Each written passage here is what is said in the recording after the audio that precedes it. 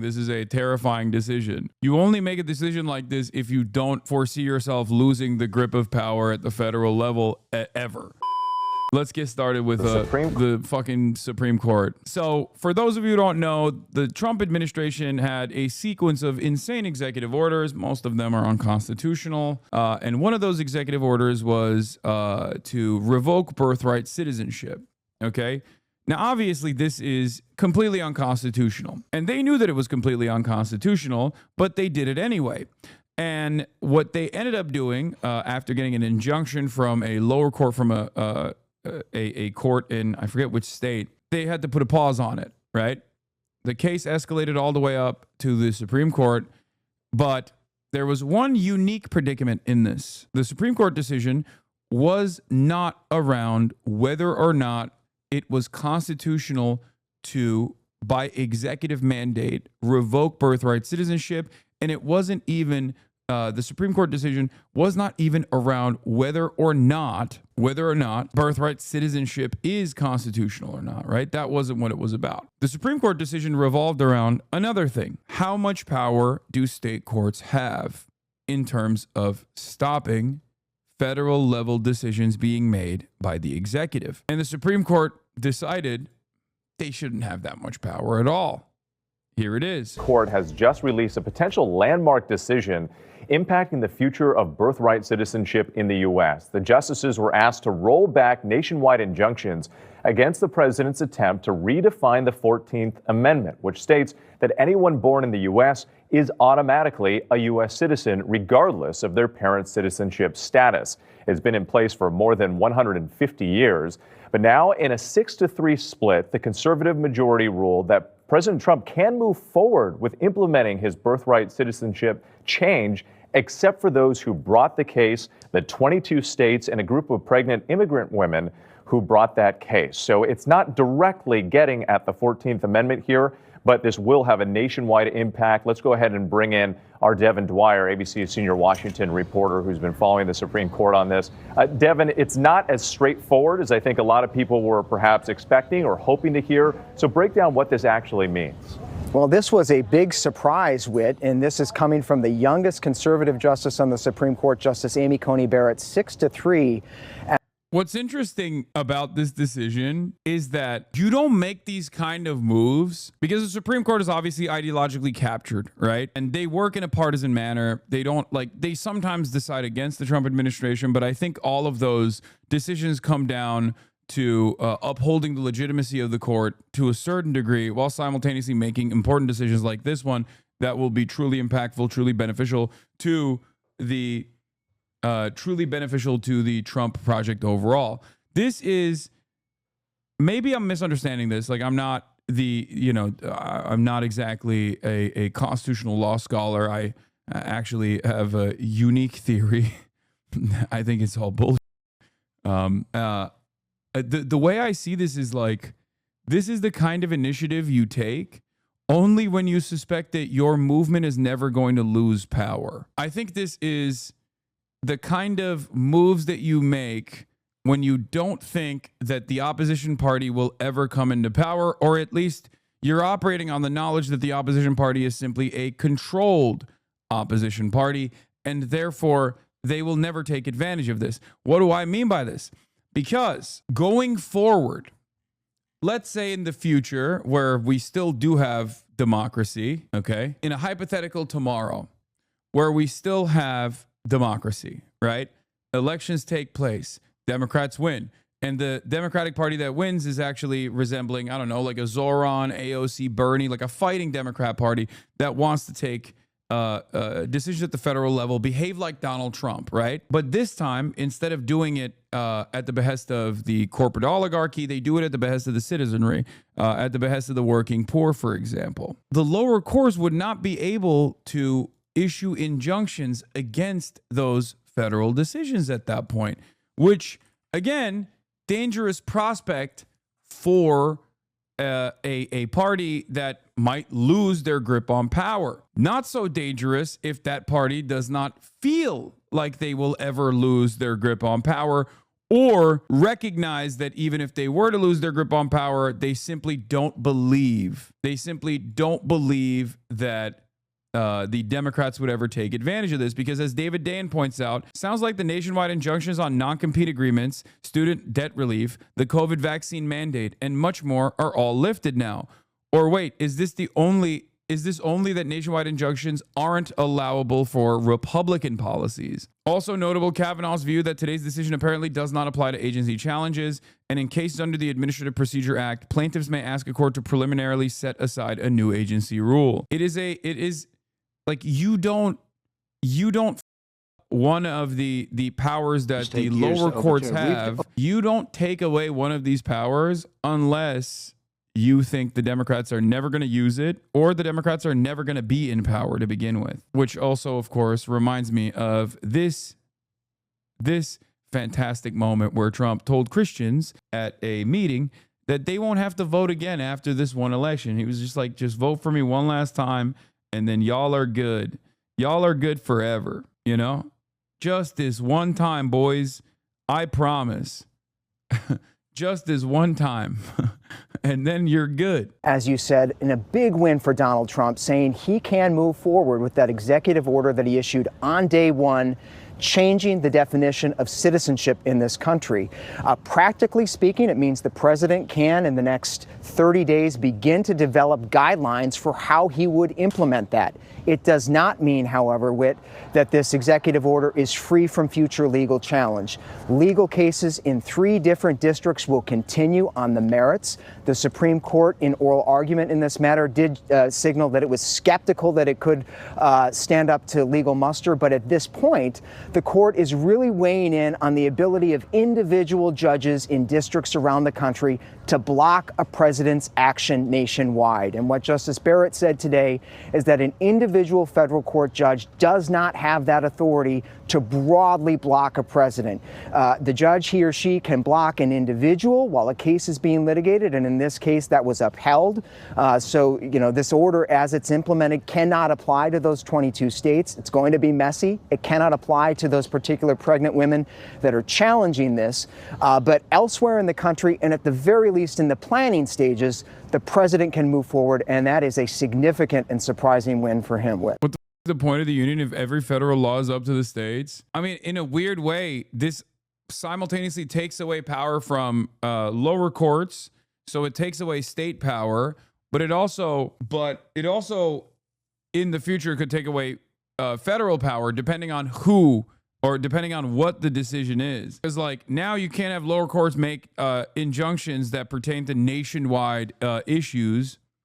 Like you can't have you can't have a lower court stop the executive order or the things that may come from an executive order, unless it's like up to an individual, I guess, unless it's directly impacting an individual.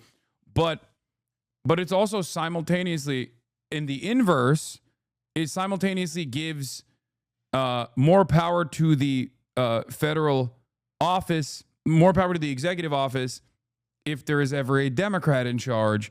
And then they are basically now this unstoppable force. Do you see what I mean?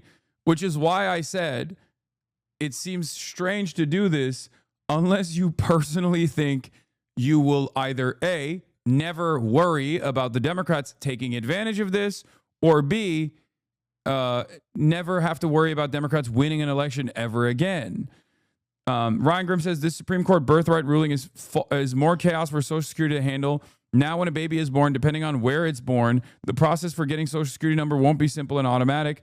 Nightmare of chaos for new parents will follow. Does this also mean that anything doesn't receive a hearing by the Supreme Court cannot bind the federal government? I mean, lower courts still matter. It just doesn't matter to the same degree. Hold on. Don't worry. The Supreme Court will change their minds next time blue Republicans get in power. It sure is. Devin Dwyer, thank you. It purports to remove forum shopping in trying to get nationwide injunctions, but allows each district to interpret the Constitution in their own way, which in turn will create undue chaos and burden on the system, breaking it whole. I don't know what happens to the federal government here. I don't know what happens to the lower court system here. Do they just preside over their individual districts? So America is a nation divided of just whatever the jurisdiction, the judicial jurisdiction is, where you just have this weird balkanization of courts, where in some places you're under a totally different banner. You're under a totally different banner and a totally different set of rules, whereas in others, other federal court districts, you have a totally different set of rules. Like it goes even beyond like states. I don't know. What is this? Why does this video have no audio? Decision. An amazing decision, one that we're very happy about. This morning, the Supreme Court has delivered a monumental victory for the Constitution, the separation of powers, and the rule of law in striking down the excessive use of nationwide injunctions to interfere with the normal functioning of the executive branch. The Supreme Court has stopped the presidency itself. That's what they've done. And really, it's been an amazing period of time this last hour. There are people elated all over the country. I've seen such happiness and spirit. Sometimes you don't see that, but this case is very important. I was elected on a historic mandate, but in recent months we've seen a handful of radical left judges effectively try to overrule the rightful powers of the president to stop the American people. Nationwide injunctions have been a seminal tool for the Federalist Society to legislate the conservative agenda for decades because they know the Republican cannot maintain popularity indefinitely. The fact that they are willing to do away with this power signals they are moving into a new phase of the master plan in which they are beyond worrying about insurances against electoral uncertainty. That is why I'm saying this is a terrifying decision. You only make a decision like this if you don't foresee yourself losing the grip of power at the federal level ever. Or even if you, in the off chance, lose that grip of power at the federal level, you know you have 100% confidence that your opposition is not actually going to use this to their advantage in the same way that you have to advance your desires, to advance your legislative agenda by executive mandate. That's why I think it's like a strange decision, because injunctions have been utilized by the Republicans in perpetuity as well when Democrats are in charge. You see what I'm saying? From getting the policies that they voted for in record numbers. That's a clown take. This is great. It prevents the courts who have no business in national decisions from interfering. Seems like something like that. Yeah, this makes no sense to me. Lower courts were out of hand with this. I mean, they're not. This ain't family court, brother. Like, this is, you're talking about federal courts. Like, what purpose do they serve? Also, the executive order is completely out of hand. What are you talking about? The executive order revoking birthright citizenship is transparently unconstitutional. It is blatantly unconstitutional. They know it's unconstitutional, which is precisely why they didn't even try to fight it on the grounds of constitutionality, whether or not like this executive order is even remotely constitutional or not, because even the most ideologically captive Supreme Court would strike this down, which is why the angle of attack was on lower courts and their capacity to issue injunctions on executive orders that impact the entire nation. Zoomers really having their futures absolutely fried and further cooked in front of their eyes daily. That's a sidecar issue. I was talking about the courts themselves and their power range. To me, the power regular Fed courts had to stop things from passing was too high. I mean, I'm going to repeat this once again. You are talking like a man.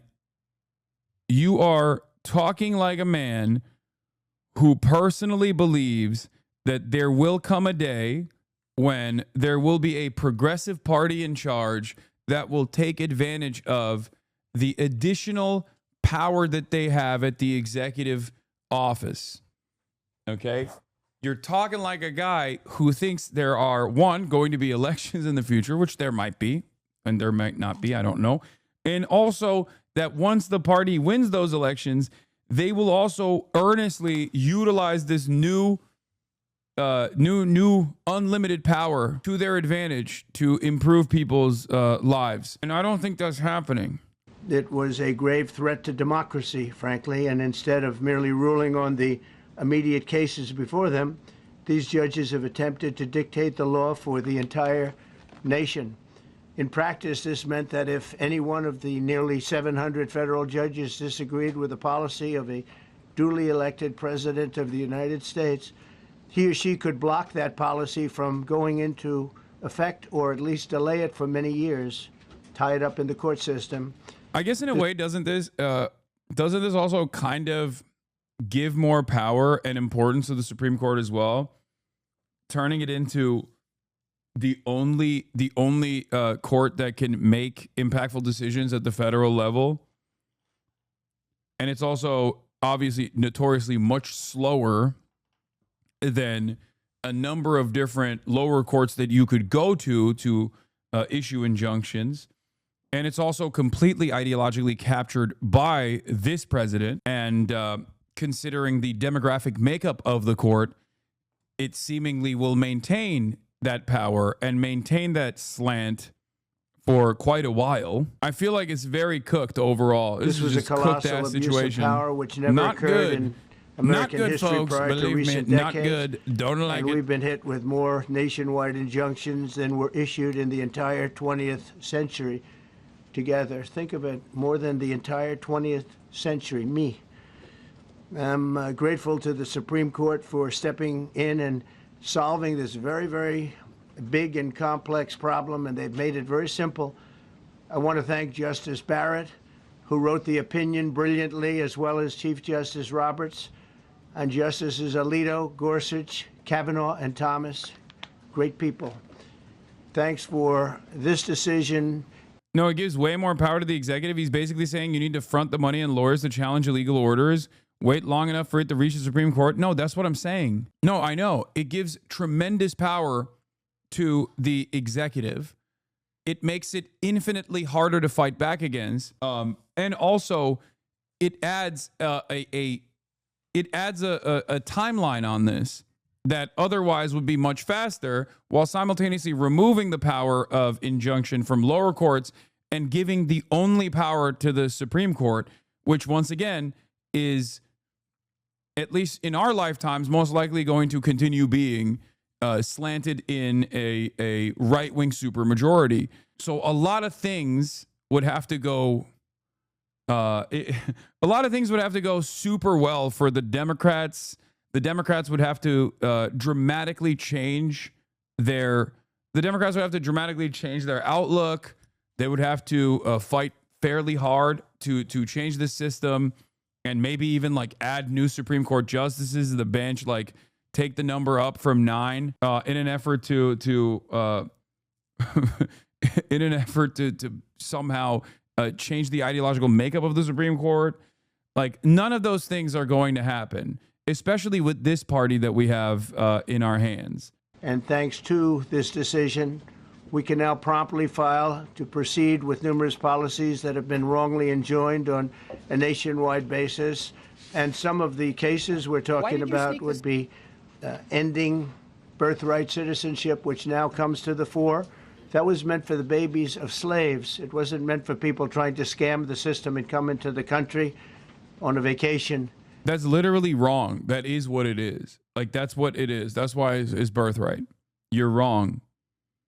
Like, that's one attitude that people have because they want to dismantle birthright citizenship, but that hasn't held up in the courts. You know, that's not. This isn't the first time people have tried to change birthright citizenship, and the courts have upheld birthright exactly as the opposite of what he's presenting. Now, that might change in the future, depending on, again, how right-wing, how white nativist we've become. But ultimately, Donald Trump's assessment here is just incorrect. This was, in fact, it was the same date, the exact same date, the end of the Civil War. It was meant for the babies of slaves, and it's so clean and so obvious. But this lets us go there and finally win that case because hundreds of thousands of people. It's very possible that nothing has changed regarding nationwide injunctions on birthright citizenship. While the court broadly limited nationwide injunctions, it said states may be entitled to them if it's necessary for complete relief. 2 of the birthright cases were brought by states who argued they needed nationwide relief because patchwork citizenship rules would be devastating when people move from state to state. If district courts agree, then the nationwide injunctions will remain in place. But even then, don't you have to file it everywhere? Like, what happens to a birthright American citizen born in, let's say, California, where birthright is protected, when they go from the state of California to, let's say, the state of Texas, where in this world there isn't an injunction, and therefore your birthright citizenship is rendered useless. What happens to Social Security, which is a federal process? Like, what do you do in that situation? Do you get deported back to California? None of this makes sense. This doesn't just give tremendous power to the executive office. This also kind of bricks the entire federal system. It depends. In this hypothetical, are they white? Let's say they're not white. Also, what happens to interstate commerce? What happens to travel from one state to the next? Like, if you're not surrounded by blue states, are you simply not allowed to travel by car to a different state because you're fearful that they might just ship you to CCOT? What happens to a truck driver who was born in one of these birthright states but is not protected now because there are some states where you are now considered an illegal citizen? Do you understand? Do you understand how stupid this is? Like, it doesn't make any sense. Just off of the birthright citizenship thing that we're talking about, okay? Just off of birthright citizenship, constitutionally protected. Pouring into our country under birthright citizenship, and it wasn't meant for that reason. It was meant for the babies of slaves. So thanks to this decision, we can now promptly file to proceed with these numerous policies and those that have been wrongly enjoined on a nationwide basis, including birthright citizenship, ending sanctuary city funding, suspending refugee resettlement, freezing unnecessary funding, stopping federal taxpayers from paying for transgender surgeries, and numerous other priorities of the American people. We have so many of them. I have a whole list. I'm not going to bore you, and I'm going to have Pam get up and say a few words, but there's really, she can talk as long as she wants because this is a very important decision. This is a decision that covers a tremendous amount of territory. But I want to just thank again the Supreme Court for this ruling. It's a giant. It's a giant. And they should be very proud, and our country should be very proud of the Supreme Court. Truck driver argument isn't the best. Truck drivers unanimously dislike immigrants. Are you stupid? In this conversation, the person is not an immigrant, dumbass. The person is an American-born, formerly recognized by every state American citizen. This calls into question whether they are still recognized as an American citizen in every single American state.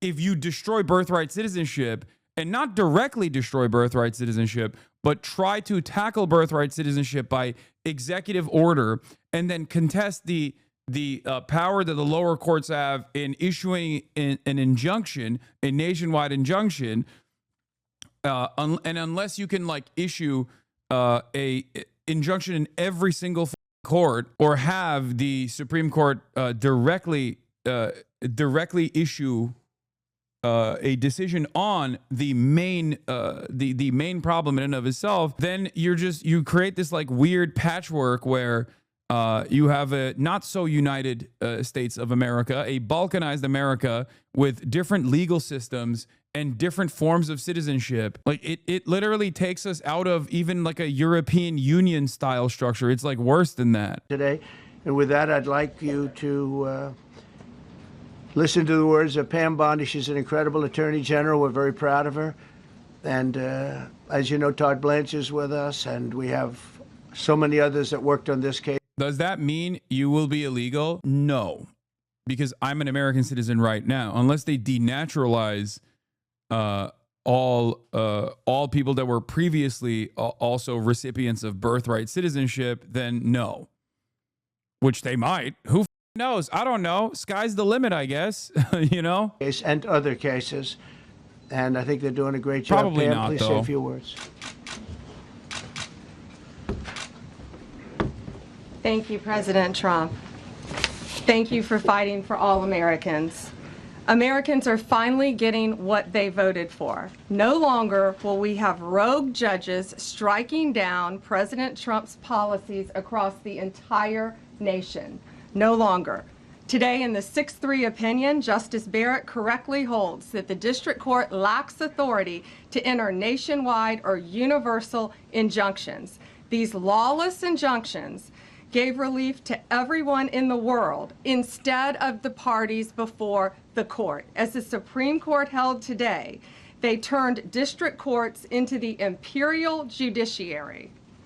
Active liberal judges have used these injunctions. Like, the reason why this exists, in theory, is so that the lower courts could expeditiously protect citizens and not create this legal limbo, right? Not create a structure where people are left unprotected, where people have to issue, where people have to get together, figure out what kind of harm that might come about, illegal and unconstitutional decisions that the executive orders are creating, to create a class action lawsuit and then try to go to every court in the state, in the nation, and protect themselves that way, with the hopes that like all of those court cases will protect them at the end of this long, convoluted, and expensive process. I don't understand what this makes America look like, if that makes sense. Like, I don't know what America looks like going forward. I don't know what the American legal system looks like going forward. Like, we're just basically hoping that the administration that has routinely done illegal things and routinely overstepped the amount of power that the executive office is supposed to have, that is fully abiding by this theory that the executive office is supposed to be like a monarchy. We have to operate under the expectation that they're not going to overstep when this issue in and of itself is a matter of them already overstepping and doing something that is illegal and unconstitutional. So the only thing that will hold this country together is, I guess, a hope and a dream that the Trump administration won't actually violate pre-existing laws. A reminder, a random Fifth Circuit Texas judge, age 89, blocked all of these nationally under Biden, banned non-compete agreements, student debt forgiveness, cracking down on payday lenders. Supreme Court, then it's fine. Just so everyone remembers how corrupt this court is. Yeah, no, 100%. That's why I'm saying this is terrifying, because you only make this decision if you think that either A, the Democrats will never come back into power because there might not be another election ever again, or when they do come back into power, they're not going to do this. They're not going to do anything like this. They're not going to use the additional power that they have to change, to help the working poor somehow. To block virtually all of President Trump's policies. To put this in perspective, there are 94 federal judicial districts. 5 of those districts throughout this country held 35 of the nationwide injunctions. Think about that. 94 districts, and 35 out of the 40 opinions with nationwide injunctions came from 5 liberal districts in this country. No longer. No longer. These injunctions have blocked our policies, from tariffs to military readiness to immigration to foreign affairs, fraud, abuse, and many other issues. The judges have tried to seize the executive branch's power. But this is literally how it works. This is how the courts work. There are obviously red districts with red judges. That's why people do judge shopping. That's why people go to different districts. This is how it's always worked. When a Democrat's in charge, when a Democrat's in power, and they make national decisions such as this one, you have Republican districts with Republican judges who issue injunctions to stop it. And when Trump is in charge, you have liberal judges in Democratic districts that stop that as well. It's this weird balancing act, okay? Trump is just tossing that aside. He's just like, nah, no more of this, which is basically supposed to shred the power the lower courts have. And you only do that if you have an idea that, like, you aren't going to lose your grip on power. Here's Lolo's proposal to get you to better understand, like, how much power the Democrats would have. Invoke the Defense Production Act to take public control of key supply chains, food, energy, water, pharma. Seize patent rights under Bayh-Dole Act and begin public production of insulin, PrEP, naloxone, and other essential meds. Declare vacancy and land hoarding as national emergencies. Prepare to tax or seize vacant units. Declare a national rent emergency and use federal emergency powers to suspend rent collection in federally funded housing and issue a moratorium on evictions using DOJ enforcement authority. Create a task force to determine targets for eminent domain, which will include vacant housing held by REITs, private equity, and landlords with over 100 units in major American cities. Buildings sitting empty, luxury condos, warehouses, or office buildings sustainable for adaptive reuse.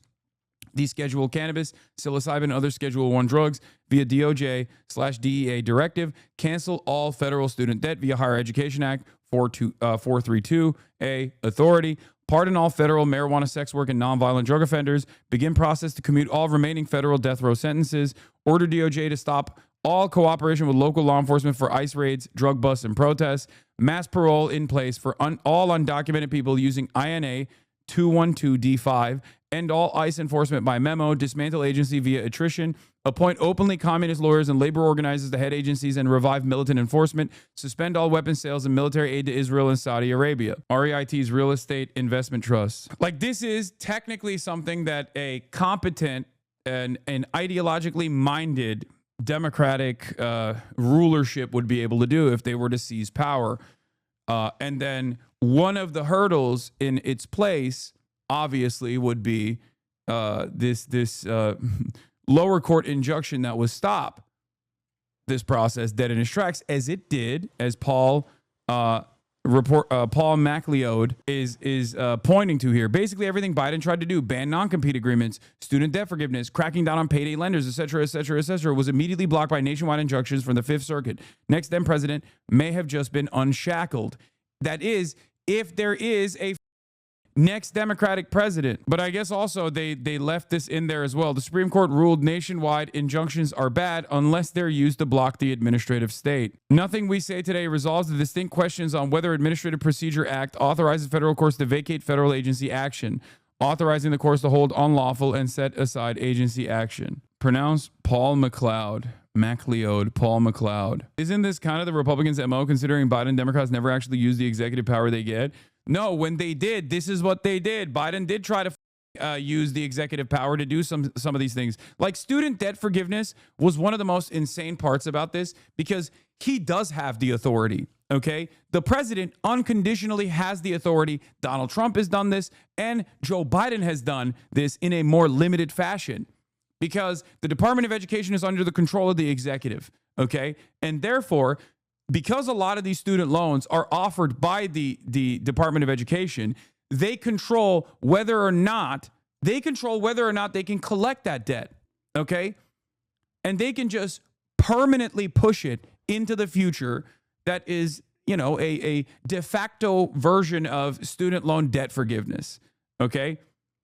And the Biden administration had the power to do this, and they tried to do it, and obviously lower court stopped it, and then the Supreme Court ruled it unconstitutional.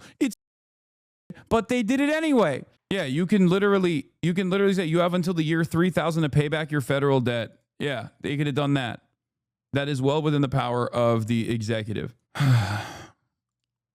And they cannot do that. No longer. And on immigration, on a side note, today marks 2,711 arrests on these terrorists and these gangs. Total arrest today with HSI investigations. And thank you, Stephen Miller.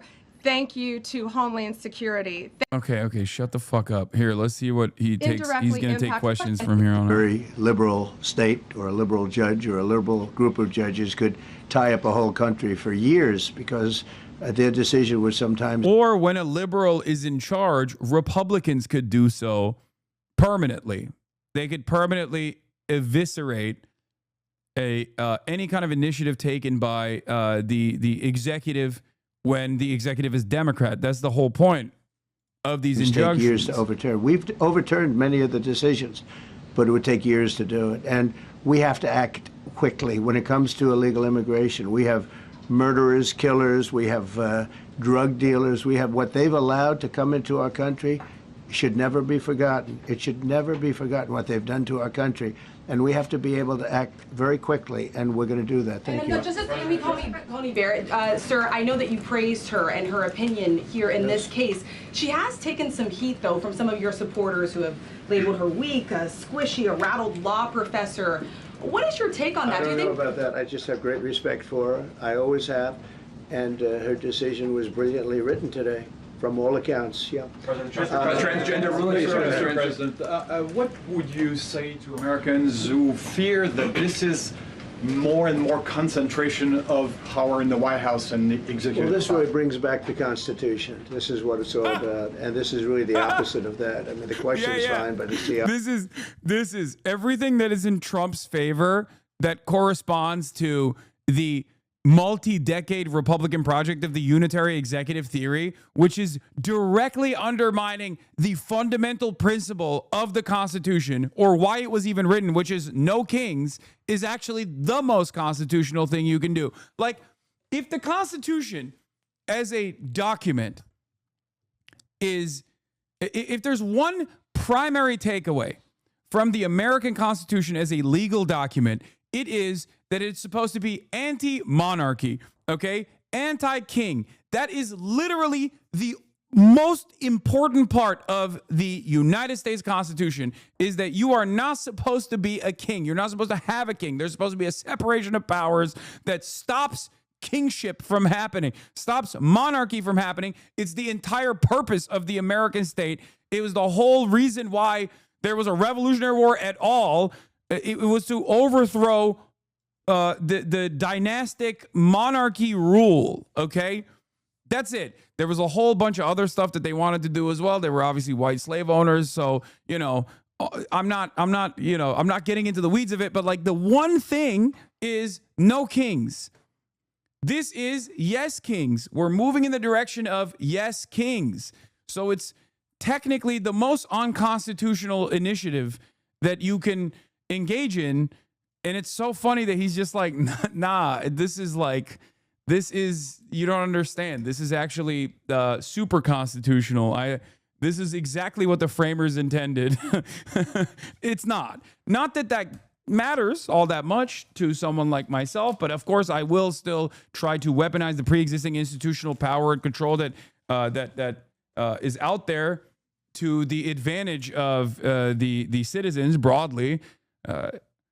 If there is ever such an opportunity, of course, and Trump is gutting said institutional power at an alarming rate right now. We're moving slowly but surely into. We are moving slowly but surely into this this even scarier position where we go from shredding the powers of the courts to basically weaponizing the courts at the behest of whatever Donald Trump wants to do. Because there is a turning point here. If you were to go back to Nazi Germany, you have pre-Nuremberg race laws, and then you have post-Nuremberg race laws. When you put in a new set of laws that basically solidify, basically calcify the whatever hierarchy that you want to design society around, all of a sudden, then the courts are going to be hostile to the needs, and they kind of are already in many respects, but this accelerates that process as we move into the next step, the even scarier step, which is when the courts actually work in favor of the fascist, accelerating fascist state. Opposite. The Constitution has been brought back. Thank you so much, President Trump. Illegal crossings in the border are zero now. Zero. Does everyone hear that? Zero. Trump 2028! Do you intend, President Trump? Who's that guy? I like him. He's working the cameras. With this new reality, President Trump, in the border, do you intend to engage personally with leaders from South America, not only Central America, Sure. in order to tackle I do that this anyway. situation? situation I do that in a anyway. way, and if you have a perspective of meeting some presidents from South America, as Brazil, for example. Well, you see, as an example, not South America, but NATO over the weekend. Yeah. They have great respect for our country now. They did things that nobody thought was. Turkifying at an alarming rate. We will once again. The Turkification of America is imminent. I repeat, the Turkification of America is imminent. Possible.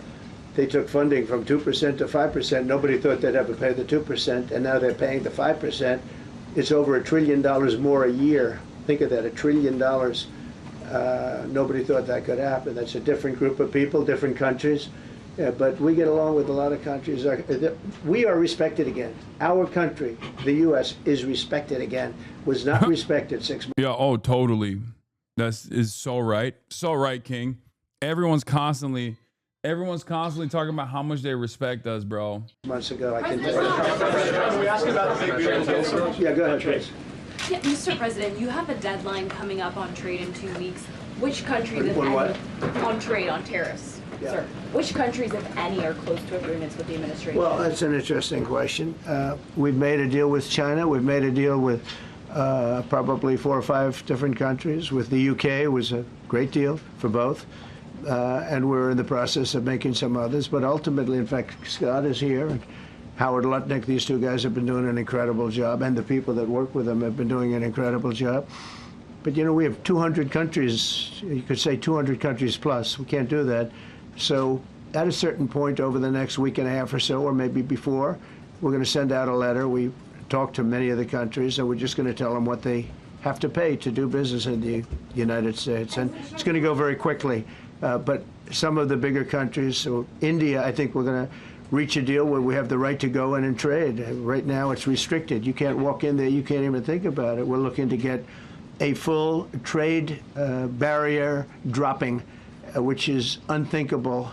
And I'm not sure that that's going to happen. But as of this moment, we've agreed to that, go into Indian trade. We're going to be trading in China. That's going to come a little bit down the road, but we're going to be trading in China. We have a lot of great things going, and we're getting along with countries, but some will be disappointed because they're going to have to pay tariffs. And we've taken in already hundreds of billions of dollars in tariffs. No inflation. The only problem we have is we have a Fed guy that doesn't understand what's happening, and it would be great if he'd lower the rate because we'd be able to borrow a lot cheaper. Yeah, go ahead, please. Why don't we keep it on this subject? This is such a big subject. You know what? Trade is so big, but this, I don't know, in a certain way, this might be bigger than trade. I think this is bigger than trade. Yes, please, go ahead. I was wondering, though, if you could... Go ahead. Sir, on the transgender ruling, the Supreme Court ruling that parents with religious objections can pull their kids out of public school lessons that use LGBTQ materials. Pam brought it up. Your reaction to that ruling today, sir? I think the ruling was a great ruling, and I think it's a great ruling for parents. GDP report comes out on Monday, so we will officially be in a recession. No, you don't understand. It's a different terminology that they will use to describe it. But like, so did the Democrats, really. The Democrats did that as well when they were in charge. And all of the Republicans, bro, you've been putting on to watch Bernie on Rogan for so long. I've catched up. Le Mafeao. I still want to watch it with the community, though. I mean, the reason why I haven't really watched it is because I feel like it's a long and convoluted conversation. I don't know how entertaining it is. It's like we've heard Bernie say the same things over and over again. My man said catched up. It's really a ruling for parents. They lost control of the schools. They lost control of their child. And this is a tremendous victory for parents. And I'm not surprised by it, but I am surprised that it went this far. It took us to bring life back to normal. So it's wonderful. It's parental. And I kept saying, we will give you back your parental rights. They were taken away, and this is a tremendous victory for parents. Yeah. Mr. President, if you look at back at the last week, it's been extraordinary in terms of the action in the Middle East. You were at The Hague. I'm wondering now, hell of a week, hasn't it? I'm wondering now if you believe that Iran. I'm wondering now, sir, if you believe that Iran has given up its long history of ambitions with nuclear weapons, or what you would like to see from them to prove that they do, and what type of meetings is your administration looking for next week with Iran? So Iran wants to meet. As you know, their sites were obliterated. They're very evil nuclear sites. They were now has been proven. We had some fake news for a little while. They're evil nuclear sites. The sites there, They're so evil, much more evil than regular nuclear sites. There's an evil aura to their nuclear sites, and we obliterated them. The same people. And if you say we didn't obliterate them, you're a liar, and you're hurting the feelings of our big, beautiful bombers. Our big, beautiful bombers that worked long and hard to make these big, beautiful bombs specifically for this evil nuclear site. People that covered the Hunter Biden laptop was from Russia, the same people that did 3 or 4 other Russia hoax. Yeah, hit that. Hit that note too. wait, just listen. They came up with something that delayed the credit that our great pilots and these great America, I mean, what talent that was, and they hit it right down in the spot. 52,000 feet. Think of this dark, no moon, you couldn't see a thing, and they hit the refrigerator door, as they say. That's the size of a target. And overwhelmingly, and it's amazing what was done. We're the only ones that could have done it, and we took out the 2 of the other sites also. In addition to that, we finished them off. That was a very evil intention. I believe that, and again, time will tell, but I don't believe that they're going to go back into nuclear anytime soon. They spent over $1 trillion on nuclear, and they never got it together. And nothing was moved from the site, by the way. To do that is very dangerous. It's very, very heavy material. Those cars were most likely the cars of masons because they were pouring concrete at the top, at the hatch, as you know, the hatch going into the nuclear site. They wanted to reinforce it, and they had some masons there pouring concrete. By the way, that concrete was obliterated. It hit exactly at the concrete. It was, I don't think it had a chance to dry. But everything's down there. It's under millions of tons of rock. Please. Yes. Your administration has said that El Salvador is one of the safest countries in the hemisphere. So why haven't you yet canceled temporary protective status for that country? Was it part of the deal? Well, we'll take a look. We've had a great relationship with El Salvador. They have a. The more he says it, the more I don't believe it. Yeah, it's hard. He is not very convincing. I feel like he's not a particularly convincing person. They're so evil, so much evil you wouldn't understand. We've done it. We eliminated the evil. He's very convincing to a lot of people. I know. There's not much you can do about that, can you? I mean, I can try my very best to try and explain to people that this is most likely not true. There's always going to be people that hang on to every word. A fantastic leader. They built a massive prison system, and I don't know exactly why, but it's a hell of a system. And we bring people there, and when they go there, they don't get out. Aren't cult leaders supposed to be charismatic? I mean, he is charismatic. He's charismatic in general, but he's certainly incredibly charismatic to his cult. And frankly, when they hear they have to go there, they become very nice people. It's a tough system, but it's a brilliant system, and it's a system done by a very, very good leader. We'll talk about El Salvador. A lot of respect. Yeah, please. Thank you. A question for you, and then a question for the Attorney General. As you go into negotiations and talks with Iran, are you demanding not only that there would be no uranium production inside of Iran, but also that Iran would turn over all existing stockpiles of uranium? Dude, they're gonna do. There's reports already. There's reports already that state that America is most likely going to allow Iran to continue enriching uranium at the level necessary for civil use, and that they will maintain their nuclear facilities. So I don't think that. I mean, who knows? Who knows with Trump? Okay, remember, and it's not just Trump.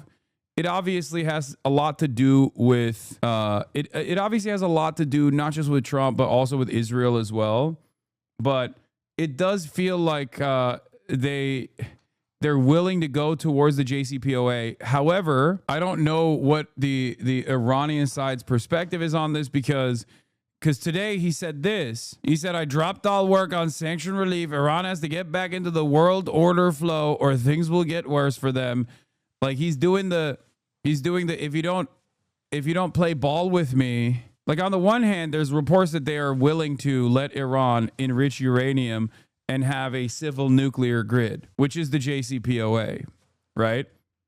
Obviously, sanctions relief is the is what Americans are supposed to also allow or give Iran in exchange for not enriching uranium beyond 5% or 3 to 5%. Then that goes against Israel's interests. Israel does not want a JCPOA as they got Trump to toss it aside initially. So who knows? Well, you know, we're a little early for that, but something like that, yeah, we'll do something like that. Let me say that I've been saying for 25 years, even as a civilian, you cannot let them have a nuclear weapon. And that's what happened. It's been obliterated. It would be years before they could ever get going. And I really think it's probably the last thing. They have to recover from a hell of a tough war. Would you also be demanding that the IAEA have full rights to inspect in Iran? Or somebody, yeah, or somebody that we respect, and then including ourselves. And a question for both the President and the Attorney General. Under birthright citizenship, if this is implemented, who would be tasked with actually vetting citizenship? And how, like, would this be a situation where you have nurses and doctors checking for citizenship of parents, or? This is all pending litigation. It's going to be decided in October by the Supreme Court, and we'll discuss that after the litigation. If you have an undocumented baby, would that baby then be an enforcement priority? The violent criminals in our country are the priority now. Let me put it in perspective. Today marked the 2,711th arrest in our country of TDA members, just TDA. Everyone in this room agrees they are one of the most violent criminal organizations in the world. And the Biden administration let them walk into our country for the last 4 years. 2,700. We cannot let these baby criminals into our borders. The Biden administration let these baby gangsters into our national boundaries, creating a network of baby gangs going goo goo gaga. In the past, when we had white babies that said goo goo gaga, that meant something along the lines of, I need milk, breast milk. I want to play house. What these criminal gangster babies are doing when they say goo goo gaga is they're saying it Mexican style. And everybody knows goo goo gaga Mexican style means, where is my fentanyl? We must stop the baby terror. 111 of them today have been arrested in our country. That is the priority of Donald Trump. That is the priority of this country, of Homeland Security, of all of our lawyers, of FBI. That's the priority. That will be discussed in October when the Supreme Court hopefully rules in our favor, and we're very confident of that. But you should all feel safer now that President Trump. Hamas Diddy Epstein Piker once said, old enough to count, old enough to mount, your family is full of pedophilic mud people. How's it feel to see your brothers die in a fiery blast? Thank you for your wonderful contribution to the discourse, chatter. I urge you to go and get some medication pronto. I think we've reached the maximum position. I think we've reached the maximum position of haters where they're so angry at the mere sight of just me existing that they don't even make sense unless you're also locked into this like incredibly vile echo chamber that they're a part of. Like, this is a signal to no normal person that's in the periphery watching and going, hey, I wanted to tune into this political commentator to hear what he has to say about, like, you know, the Trump administration's new initiatives here. Like, what will the lower courts look like, right? No one is going to look at this and be like, well, he seems to have some normal haters. Let me dive a little bit deeper what these guys are saying. Like, they've gotten so angry at this point that they can't even like make a reasonable criticism. They can't even put out reasonable criticism that might actually bring more people to their cause. What even is a mud person? I think it's just like he's being racist. Like, he's saying like, I'm a mud person and my family's like mud people because we're, you know, Turkish. I guess that's what it is, you know? Yeah. This guy made some interesting points. Wait, you found his logs in Asmongold's chat? He hit 1 mil and got a pupper. Brothel. Lies. They can give you a bigger one. The roach is immune. You, Tectone, and Nick under the same roof. A new golden age. So you want Hassan in government? He's a Tectone fan, I guess. For the 1800s, it was a very turbulent time. If you take the end day, was it 1869 or whatever, but you take that exact day, that's when the case was filed. And the case ended shortly thereafter. This has to do with the... Uh-oh, looks like Mamdani's about to lose the racist child vote. A litmus test for Democrats. If you support Mamdani, we will not support you. No, not the racist child vote. That's a very important constituency. Oh, no. The Dersh. The babies of slaves, very, very obviously. And I think we're going to win. People didn't, I don't think they went about discussing it right. I came along and we looked and we said, wait a minute, this is wrong. We've been looking at birthright citizenship wrong for years, but they've used it. The cartels have used birthright citizenship to get very bad people in. And what Pam's doing and what Todd and everybody else, what they're doing at DOJ and all over, FBI, ICE, Border Patrol, these are incredible people. They're trying to keep our country safe, and they don't want to have people come in. This is just another way that they get illegal immigrants into our country, and in some cases... No, that's not the case at all, as a matter of fact, because it's still constitutionally protected. Birthright citizenship is still supposed to be constitutionally protected. It is not a way to smuggle illegal immigrants into the country. It's a way to increase the American birth rates, which is seemingly something that you're supposed to be very concerned with.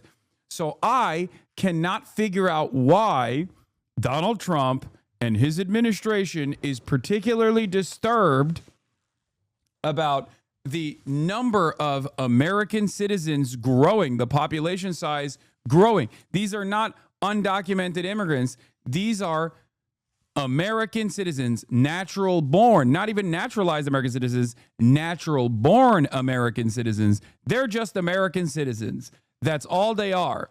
So when you say they're not American citizens, including maybe even people like myself, you're basically saying that you are in the process of picking and choosing who gets to be a citizen and maybe even potentially denaturalize people for not being sufficiently American by your metric. Now, considering that in the eyes of the law, this constitutionally protected rule that implies that these people are American citizens, why is it that you're calling them illegal? Why? What is the additional factor here? Is it perhaps whatever you consider to be a real American versus a fake American? I don't know. Kind of feels like it, no?